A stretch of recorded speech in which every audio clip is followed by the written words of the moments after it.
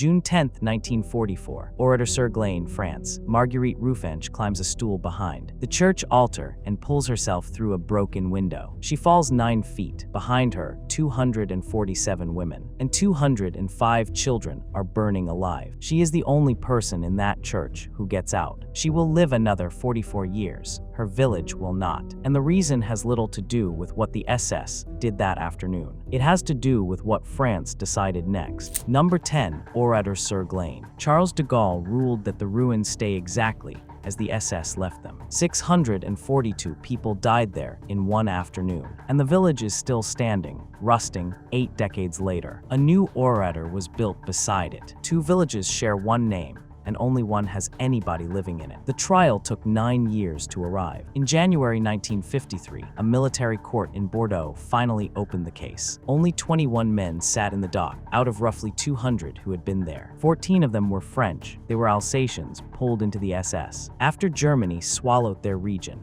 France called them the Malgré-nous, which means against our will. All but one said they had no choice. 19 men were convicted on February 11th. 8 days later, Parliament passed an amnesty law and let every Alsatian walk free. Alsace had been threatening to break away. Paris blinked. Limousin went the other way. The survivors sent back the Légion d'honneur. The president had pinned on their village. They refused to lay their dead in the crypt the state had built for them. They built their own ossuary in the cemetery instead, and the ashes are still in it. By 1958, the German defendants were free too. General Heinz Lammerding, who commanded the division, died in 1971 after a successful career in business. One commander ever answered for it in 1983. East Germany produced Heinz Barth, a platoon leader that day, and he got life. He told the court the plan had been to wipe the village off the face of the earth. He said he was surprised anyone survived. Now the ruins are losing. Roofs are gone and moss is climbing the walls. The mayor says they need very, very urgent action. The bill is about 19 million euros. France chose to leave the wound open. Nobody worked out what an open wound costs to keep. Number 9. Lidice, Czechoslovakia. The Germans tested this 2 years earlier. They shot every male over 15. Shipped the women to Ravensbrück, and gassed more than 80 of the children at Chelmno. Then came the strange part. They dug up the foundations, moved the stream, and struck the name out of the official records. Lidice was not bombed flat. Lidice was deleted. Then they announced it. That was the mistake. Most of these were kept quiet. This one the Nazis broadcast on purpose as a warning. The warning went around the world in a day, and the world did something nobody planned for. A neighborhood near Joliet, Illinois, took the name Lidice. Roosevelt put out a statement saying the name of Lidice was to be erased from time, and that it had been given new life instead. In Stoke-on-Trent, a doctor named Barnett Strauss got coal miners to give a shilling a week to rebuild it. They called it Lidice Shall Live. Parents named their daughters Lidice. Towns took the name. A village of 500 people became a word. The count is worth saying slowly. 503 people lived there. 340 of them were dead by the end of the war. 9 children met the standard for Germanization and were sent to Poland. 81 arrived at Chelmno on July 2nd and were killed the same day. 17 children came home. The last was Vaclav Zelenka, who was 8 and who did not know he was Czech. He came back in 1947. He later became the mayor. The village was rebuilt beside the empty ground. 25,000 rose bushes went in, and 82 bronze children now stand in a field, life-sized. One for each child who was gassed. They face nothing. There is nothing there. Lidice was deleted. Then it became the only name anybody could remember. Number 8. Wielun, Poland. This started on day 1. At 4:40 on September 1st, 1939, Stukas arrived. The town had no garrison and no anti-aircraft guns, and the first bombs hit the hospital, which had a red cross painted on the roof. 75% of it came down. Poland calls it the Polish Guernica. Westerplatte had not opened fire yet. Look at who was flying it. The first wave was led by Captain Walter Sigel. Some of his men had flown with the Condor Legion over Guernica 2 years earlier. They had done this before. They knew exactly what it did. Wielun had 16,000 people, a brewery, 2 mills, a bakery, and a sugar factory. It had nothing worth hitting. Some researchers think that was the point. and that the town made a safe live test for a new dive bomber. The numbers are small and ugly: 380 bombs, 46 tons, 26 patients, and 6 nurses dead in the hospital. Sigel landed within the hour and filed a report of no noteworthy observation of the enemy. His pilots described clear skies and listed the buildings they had hit. Then more waves, a second, a third at 1 in the afternoon, a fourth with 60 Stukas. Over 1,200 people died. Nobody was ever tried for any of it. West German prosecutors opened the hospital case in 1978 and again in 1983 and dropped it both times. The reason they gave was morning fog. The pilots, they decided, could not have made out what the building was. The same pilots had written down blue skies. Sigel, Dalwick, and Dinort all died without ever entering a courtroom. In 2019, the German president stood in Whelan on the 80th anniversary. Frank-Walter Steinmeier said, "I bow my head before the victims of the attack on Whelan," and asked forgiveness. He said it in German, then in Polish. It was a good speech. It came 80 years and 2 dropped files too late. Number 7, Katyn, Belarus. Those were towns. Belarus lost them by the thousand. 5,295 settlements burned. On March 22, 1943, 149 people were locked in a barn and the roof was set alight. 75 were children. Iosif Kaminsky was the village blacksmith, 56. He came round in the dark under the bodies and found his son Adam, shot through the stomach and burned. The boy died in his arms. 186 of those villages were never rebuilt. None of it was improvised. In the summer of 1942, Himmler banned the word partisan from official paperwork and ordered everyone written down as a bandit instead. The policy had a clean name, Bandenbekämpfung, which means bandit fighting.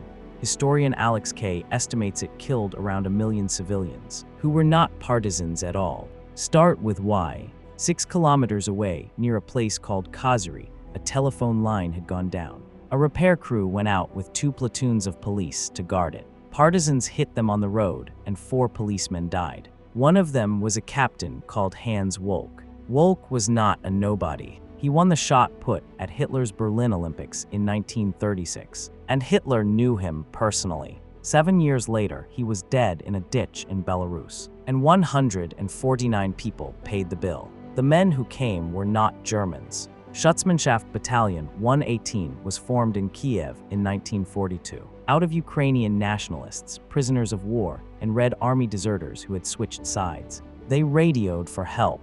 The help was the Durluanger Unit, an SS special battalion built out of convicted criminals who had been let out of prison to hunt partisans. Poachers first, then thieves, then murderers. The village had 26 houses and 157 people. 8 of them lived, 6 of the 8 saw it happen. Anton Baranovsky was 12. He was shot through both legs and left for dead in the grass, and partisans found him and patched him up. He died in 1969, 5 months after the memorial opened, and nobody has ever explained how. Alexander Zelebkovich was also 12. His mother woke him, put him on a horse, and sent it running before the ring closed. He grew up, joined the army, and made lieutenant colonel.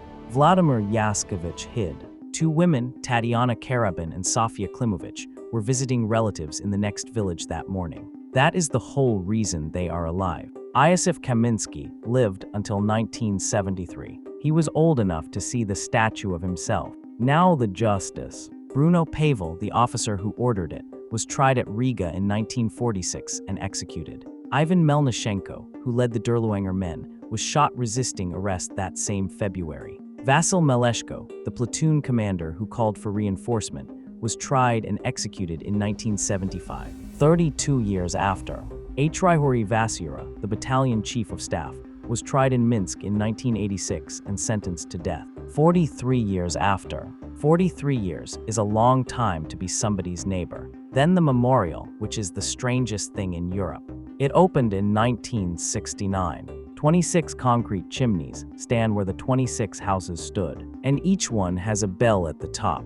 The bells ring on a timer. The interval was chosen to match how fast people were being killed, not per year, per half minute. Behind the chimneys is a cemetery of villages, and there is no other one on earth. 185 tombs, soil carried in from each burned village and buried. Add cotton and you get the number cut into the stone at the gate. There are 3 birch trees near the entrance. Where the 4th should be, there is a flame. 1 in 4 Belarusians died in that war. And then there is the part the site will not tell you. Belarus had thousands of burned villages, more than 100 where every single person was killed. In the Vitebsk region alone, 243 villages were burned twice, 83 of them 3 times, and 22 of them 4 times or more. Cotton was not the biggest, it was not the first, it was not even unusual. So why this one? Say the name out loud. Then say Katyn. That is the forest near Smolensk, where Stalin's secret police shot thousands of Polish officers in the back of the head and blamed the Germans for it for 47 years. Historian Norman Davies argues Moscow picked Katyn on purpose, so that foreigners would hear one name and think of the other. It worked. In 1974, Richard Nixon was taken there. Newspapers had to run explainers telling readers that Katyn and Katyn were different places, 160 miles apart, and that Russia had built a memorial to one and nothing at all to the other. 149 people burned in a barn. Then they were used a second time as cover for a different country's crime. In 2021, Belarus opened a fresh investigation and corrected the count. It's not 186, it is 216. Number 6, Kalavrita, Greece. Bandit fighting arrived on December 13, 1943. The Wehrmacht walked the men and boys up a hill and opened fire while the town burned below. Nearly 700 were killed, 13 lived by lying still under the dead. Kalavrita earned a name it still carries, the town of widows. Work out how it started, because it does not start where you think. In October at Kirpini, Greek partisans ambushed a German company and took about 80 men prisoner. Then they tried to trade them, 50 Greeks released for every German they demanded. The Germans refused and came looking instead. On December 7th, with the search closing in, the partisans shot every prisoner they held. Lesueur found out on the 8th and ordered what he called atonement measures. He had a family history here. His grandfather, Wilhelm von Lesueur, was a Bavarian general who served as war minister of Greece in 1833 under King Otto. The grandson got called the Butcher of the Peloponnese. The unit had formed. The 117th Yeger Division had been the 717th Infantry Division, and it spent 1941 killing civilians in Serbia. Over 3,000 men moved in from 5 directions: Patras, Aegio, Corinth, Piagos, Tripoli. They burned villages on the way. On December 9th, they walked into Kalavrita, and Major Ebersperger made a short speech promising they only wanted their captured men back. People who had run to the hills were told it was safe to come home. They came home. 4 days later, the church bells rang at dawn. At 9, the soldiers came down the main road. Everyone to the school. Half an hour after that, the women and children were locked inside, and the men and boys were walking up Cappy Hill. Then the soldiers set the school on fire with the women still in it, and lit flares over the town. The flares were the signal. On the hill, the machine guns opened. The women got out anyway. One account says a guard left a door unlocked on purpose. Whoever it was, nobody went back to check. Then the women climbed the hill and buried their own husbands and sons. That is where the name comes from. The count outside the town was worse than inside it. German reports admit 24 villages and towns burned, 3 monasteries destroyed, and 696 people shot. One monastery was Agilavra, where the flags of the Greek Revolution had been blessed in 1821. Greek sources put the whole operation above 1,100 dead. Lesueur was never tried. He died in 1954 in Soviet hands, a prisoner of war at Stalingrad. In April 2000, the German president came and stood at the memorial. Johannes Rau said, "I feel immense grief and shame."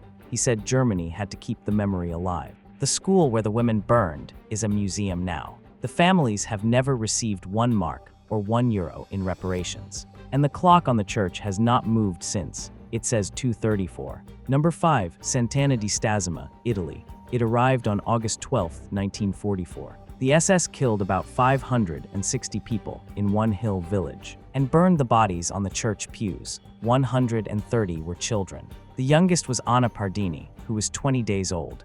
The village was only ever partly rebuilt. Look at who did it. It was the 2nd Battalion of SS Panzergrenadier Regiment 35 under Anton Gauller. They did not come alone. Italians from the Black Brigades came with them, wearing German uniforms. The priest was Fior Mengazzo. They shot him at point-blank range, then turned the machine guns on about 100 people gathered at the church. That is where the pews came in. Anna Pardini's sister, Cecira, lived through that morning. Italy gave her a civilian medal for valor decades later. Now here is the part that makes this one different from every other village on this list. In 1994, a military prosecutor called Antonino Intellisano was hunting for paperwork on the SS officer Erich Priebke. His people searched a storeroom in Palazzo Cesi in Rome. They found a brown wooden cabinet behind an iron gate, padlocked, sealed, with its doors deliberately turned around to face the wall. Inside were 695 files.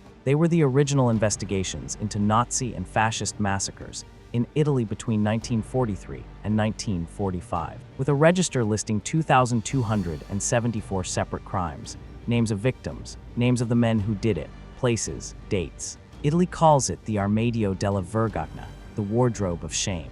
Nobody lost those files. They were filed away by a stamp reading provisional archiving, signed on January 14, 1960, by General Enrico Santacroce. A parliamentary commission later concluded that reason of state and the international climate had shaped who got prosecuted. Translated, it was the Cold War. West Germany was the new ally. The cases were awkward. 34 years in a cupboard facing a wall. When the cabinet opened, 214 files went by truck to the military court in La Spezia. Most were already dead ends. 64 were still workable. Santana was one of them. On June 22, 2005, 10 former SS men were convicted and sentenced to life. One of them, Ludwig Göring, had already admitted killing 20 women. Everyone was convicted in absentia because Germany refused to hand any of them over. None of them served a day. In 2012, German prosecutors shut their own investigation of 17 men, 8 of whom were still alive. Their position was that belonging to the unit does not prove you did it, and each man's part had to be proven separately. The mayor of the village, Michel Silicani, called that a scandal. He had been 10 years old in the church. So the village stayed half rebuilt, and the men who emptied it died in their own beds. In 2000, the site became Italy's National Park of Peace. And in 2002, 2 German musicians from Essen, Marin and Horst Westermann, started giving concerts to raise money to rebuild the church organ that burned in the massacre. Both presidents put their names to it. Justice never arrived at Santana. 2 musicians from the country that burned it turned up with an organ instead. Number 4, Manila. All of that fits in one morning because a village is small. Cities were supposed to be too big. Manila was not. A city of 1 million lost roughly 100,000 civilians in a month of fighting, and 100% of its business district. Only Warsaw came out of the war worse. They used to call it the Pearl of the Orient. Survivor Isabel Carrot Wilson put it plainly.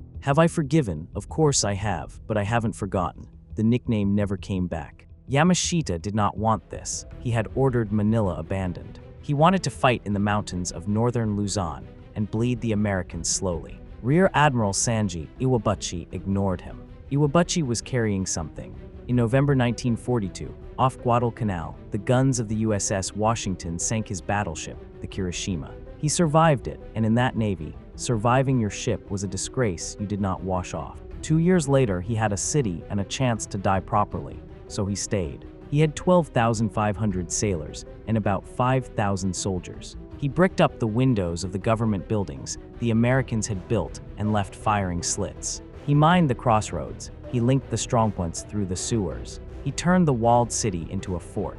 Intramuros was 160 acres, and it had stood since 1571. The fighting ran 29 days. Some of it was American. The artillery had to break the concrete, and the shells did not know who was inside it. Patients and refugees at the Philippine General Hospital were killed that way. By one Japanese estimate, shelling accounted for about 40% of the Filipino dead. Most of it was not artillery.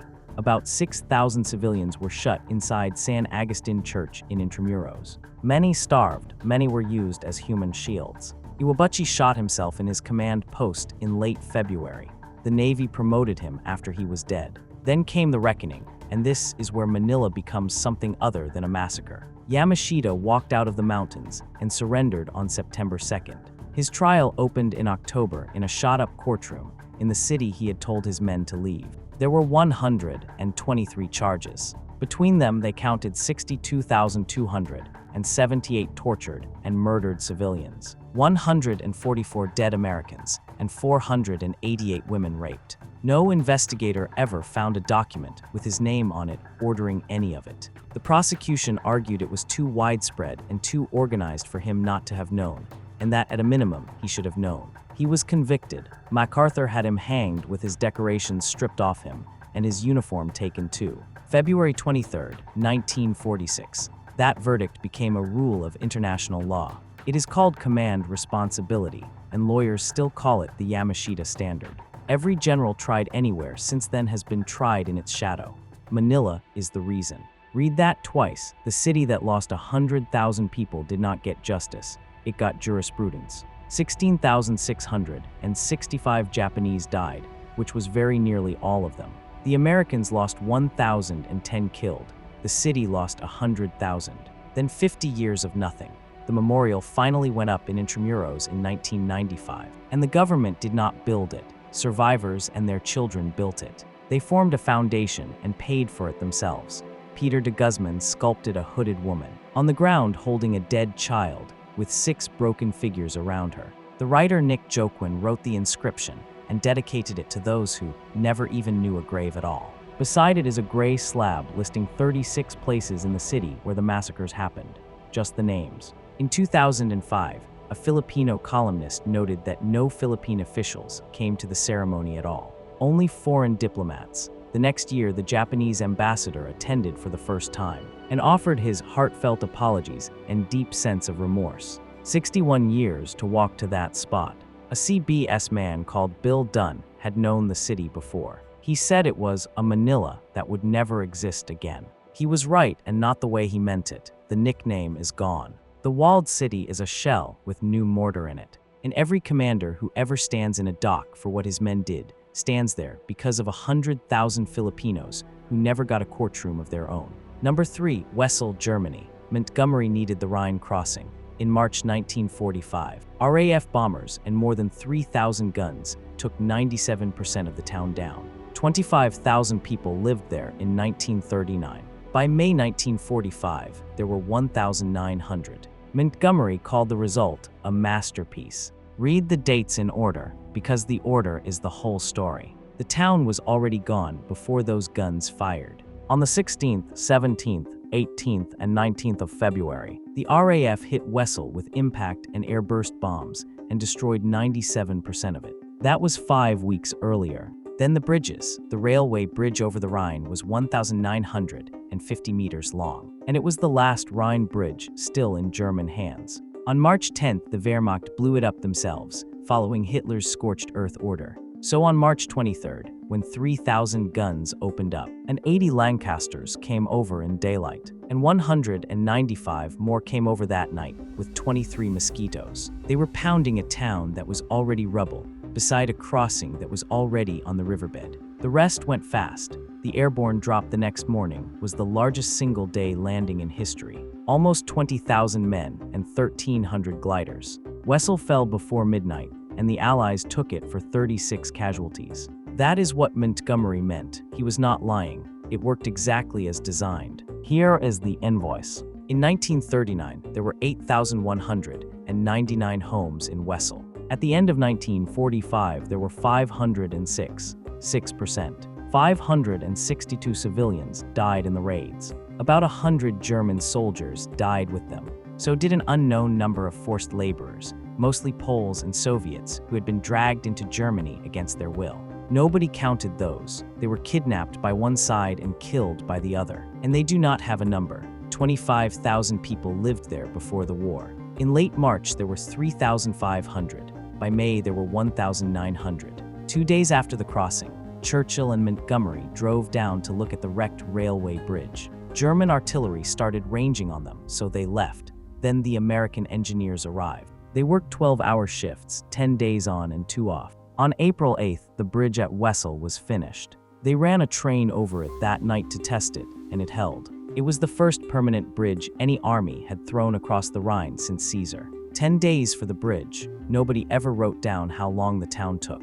Number 2, Königsberg, East Prussia. it had stood for 700 years. The RAF burned its old quarter in August 1944. By the time the Red Army took it in April 1945, more than 90% of the city was gone. Rubble can be cleared, what came next could not. The surviving Germans were expelled, Soviet settlers moved in, and in 1946, the city was renamed Kaliningrad. Everybody who remembered what the place meant was gone. Take the bombing first, because the RAF nearly missed. The first raid went in on the night of August 26th with 174 Lancasters. Königsberg sat at the very edge of their range, a 1,900-mile round trip. Some crews could not get home and landed in northern Scotland after 10 hours and 35 minutes in the air. Most of the bombs fell wide of the center. 3 nights later, they came back with 189 and got it right. 490 tons of high explosive and incendiaries into the middle of the city. The Altstadt, Lurbenischt, and Nafaf were all but wiped out. The 14th century cathedral was left a shell. Bomber Command worked out afterwards that 41% of the housing was gone. 15 Lancasters did not come back. Then came the winter, which was worse. The Soviets closed the ring in late January, with roughly 200,000 civilians inside it. The bread ration was cut to 180 grams a day. There were 3 options and all of them were bad: stay and starve, cross the line and take your chances with the Red Army, or walk out over the frozen lagoon to the port at Pillau. About 2,000 women and children a day chose the ice. The final assault took 4 days. On April 9th, General Otto Lasch surrendered to save what was left of the people, and Hitler sentenced him to death in absentia for it. His bunker is a museum today. 42,000 dead in the city. Over 90,000 prisoners. About 120,000 people still alive in the rubble.